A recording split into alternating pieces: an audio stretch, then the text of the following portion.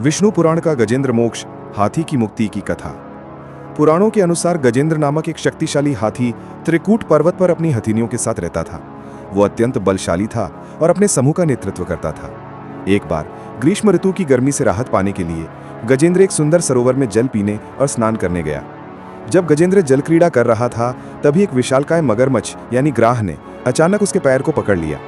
मगरमच्छ इतना बलशाली था कि गजेंद्र अपनी पूर्ण शक्ति लगाने के बावजूद अपने पैर को छुड़ा नहीं पाया। गजेंद्र और मगरमच्छ के बीच ये भयानक संघर्ष सैकड़ों वर्षों तक चला।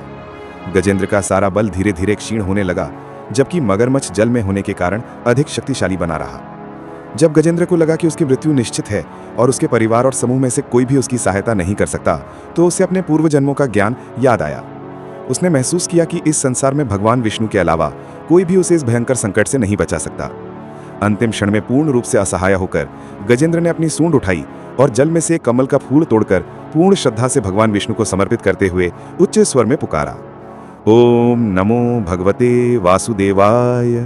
हे आदिमूल, हे परब्रह्म, मैं आपकी शरण में हूँ। इस संकट से केवल आप ही मुझे मुक्त कर सकते हैं। जैसे ही गजेंद्र ने सच्चे हृदय से भगवान को पुकारा और पूर्ण शरणागति व्यक्त की, भगवान विष्णु क्षण भर की भी देरी किए बिना गरुड़ पर सवार होकर तुरंत उस सरोवर पर प्रकट हो गए। वहां पहुंचकर भगवान विष्णु ने अपने सुदर्शन चक्र का प्रयोग किया और एक ही पल में मगरमच्छ का सिर काट दिया। मगरमच्छ का वध होते ही गजेंद्र मगरमच्छ की पकड़ से मुक्त हो गया। इस घटना के बाद भगवान विष्णु ने गजेंद्र को न केवल जीवन दान दिया, बल्कि उसे मोक्ष भी प्रदान किया। दरअसल गजेंद्र और मगरमच्छ दोनों ही पिछले जन्मों में ऋषि थे, जिन्हें शाप के कारण ये योनियां मिली थी। भगवान ने दोनों को शाप से मुक्त कर दिया। ये कथा सिखाती है कि भगवान के लिए कोई भी भक्त छोटा या बड़ा नहीं होता। जब कोई जीव अपने अहंकार और बल को छोड़कर सच्चे हृदय और पूर्ण विश्वास के साथ भगवान की शरण में जाता है, तो भगवान तुरंत उसके सभी संकटों को दूर कर देते हैं।